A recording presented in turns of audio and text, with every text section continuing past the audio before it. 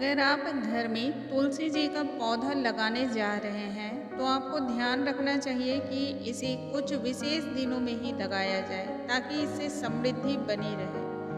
दोस्तों, आज इस जानकारी के साथ साथ मैं आपको ये भी बताने वाली हूँ कि घर में तुलसी किस दिन लगाना सबसे ज़्यादा शुभ होता है, किस दिन तुलसी का स्पर्श हमें नहीं करना चाहिए, कौन सी तुलसी अच्छी होती है घर में लगाने के लिए, हमें कौन सी तुलसी लगानी चाहिए, रामा या श्यामा तुलसी।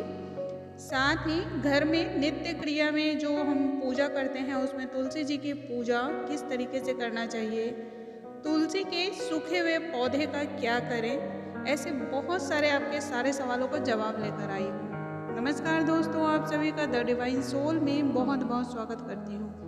यदि आप चैनल पे पहली बार आए हो तो चैनल को लाइक, शेयर और सब्सक्राइब करना बिल्कुल ना भूलें। साथ ही नोटिफिकेशन बेल को अवश्य ही प्रेस कर लें ताकि हमारे आने वाले हर लेटेस्ट वीडियो की जानकारी आप तक तत्काल ही पहुंच सके। दोस्तों, तुलसी के पौधे को सबसे ज़्यादा पवित्र पौधा माना जाता है। जिस घर में भी ये पौधा होता है उस घर में हमेशा ही सुख समृद्धि बनी रहती है। तुलसी का पौधा सभी हिंदू घरों के लिए अनिवार्य होता है। यदि तुलसी के पौधे को वास्तु के अनुसार सही दिशा में रखा जाता है तो घर में सदैव खुशहाली बनी रहती है।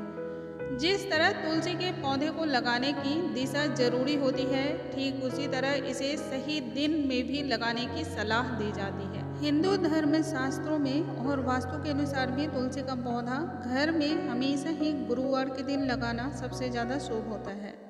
गुरुवार भगवान विष्णु का दिन होता है और तुलसी को विष्णु प्रिया के रूप में पूजा जाता है। इसलिए यदि आप बृहस्पतिवार के दिन घर में तुलसी का पौधा लगाते हैं तो आपके ऊपर सदैव भगवान विष्णु की कृपा दृष्टि बनी रहती है। यदि बात साल के महीनों की होती है तो हिंदू कैलेंडर के हिसाब से कार्तिक का महीना इस पौधे को लगाने के लिए सबसे ज़्यादा शुभ होता है। इस पूरे महीने में तुलसी के पौधे की खास तौर पर पूजा की जाती है और इसके सामने दीपक भी जलाया जाता है। तुलसी के पौधे को रविवार के दिन भूलकर भी छूना नहीं चाहिए। इस दिन तुलसी के पौधे को जल भी नहीं चढ़ाना चाहिए और ना ही रविवार के दिन तुलसी के पौधे को लगाना चाहिए। रविवार के साथ ही एकादशी भी ऐसी तिथि होती है जिसमें आपको तुलसी जी को जल नहीं चढ़ाना चाहिए। ऐसा माना जाता है कि तुलसी माता इस दिन भगवान विष्णु के लिए निर्जला व्रत करती हैं और जल चढ़ाने से उनका व्रत खंडित हो जाता है, तो इसलिए रविवार के दिन बिल्कुल ही जल ना चढ़ाएं।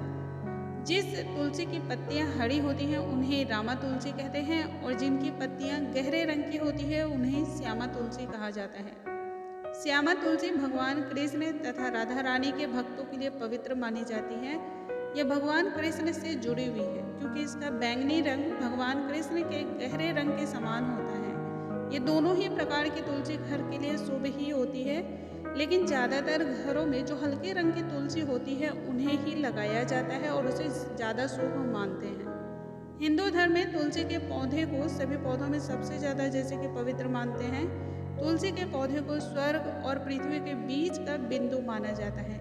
एक पारंपरिक कथा के अनुसार भी ब्रह्मा जी इनकी शाखाओं में निवास करते हैं और सभी हिंदू तीर्थ स्थल इसकी जड़ों में निवास करते हैं। ऐसी मान्यता भी है दोस्तों कि जो भी व्यक्ति नियमित रूप से तुलसी जी को जल अर्पण करता है उसे मोक्ष की प्राप्ति होती है। दोस्तों, कई बार हम सभी के मन में ऐसे प्रश्न आते हैं कि जो तुलसी के पौधे सूख जाते हैं या फिर जो मंजरियां सूखी हुई होती हैं तो उस समय हमें क्या करना चाहिए। तो तुलसी के पौधे में यदि सूखी हुई मंजरी लगी हुई है तो उन्हें तुरंत ही हटा देना चाहिए क्योंकि ये बहुत ही जल्द तुलसी के पौधे को खराब कर देती है।